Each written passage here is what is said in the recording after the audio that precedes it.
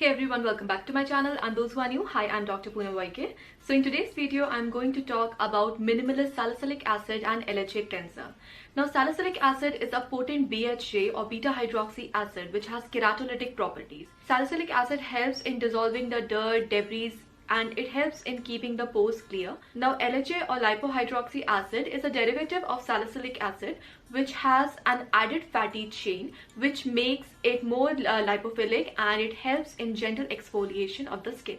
Adding any product which contains salicylic acid or lipohydroxy acid is very good for acne prone skin as it prevents future breakouts. Now coming to the product details one by one. So this 100 ml of product retails for 299 rupees, and if you purchase it from a Minimalist website or Amazon, you might get some discount. The pH of this product is between 4.5 to 5.5, and it contains ingredients like water, glycerine, cocamidopropyl betaine, propanediol, sodium lauryl methyl isethionate, then xylitol glucoside. It also contains salicylic acid, oat kernel extract, then LHA, panthenol, allantoin, zinc.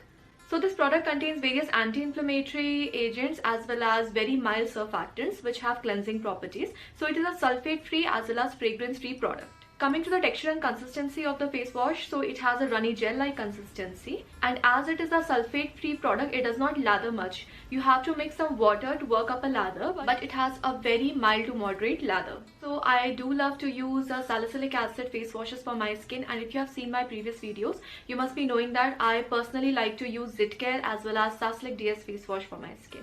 It really works well on my skin, and it was prescribed to me by my dermatologist. Now coming to my experience with this product, so the first time when I used it, it didn't lather much, so it was really expected as it is a sulfate free product, and the surfactants that they have used in this product are really mild, so that was fine with me. So I usually double cleanse my face at night because I do wear sunscreen as well as BB creams on my skin. So after first cleanse, when I used this product, it felt really good on my skin. It didn't feel harsh or gave any kind of tingly sensation to my skin, and then I followed with my regular serums as well as moisturizer. I do have a habit to use exfoliating face washes containing glycolic acid or salicylic acid 2 to 3 times a week in order to just mildly exfoliate my skin as well as control sebum production. But while using this product, when I woke up next morning, I found that my skin was a bit red and it was quite textured.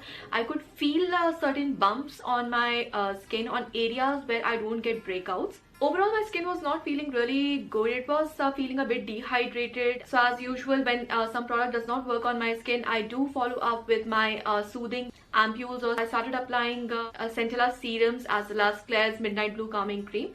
So it calmed down my skin in 2 days. Then after 5 days, I decided to give this product one more try. But when I used it during application, it felt really fine.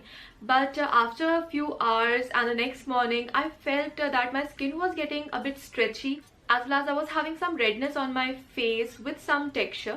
So I came to the conclusion that this product is not working on my skin, because this was the only new product which I included that week, and I gave some gap to my skin and my skin got healed. But after using this for the second time, I got that redness on my skin as well as dry patches as well as some bumpy texture on my skin, and I really don't know what went wrong, because I have used salicylic acid face washes, I have used LHA serums in my skincare routine, and it worked really well. And the ingredient list of this product is completely fine. They have used mild surfactants, they have used BHA and LHA in 2% concentration, so it is fine. But I really don't know what didn't work on my skin, so I won't be using this one as a face wash for myself. Skincare is really subjective.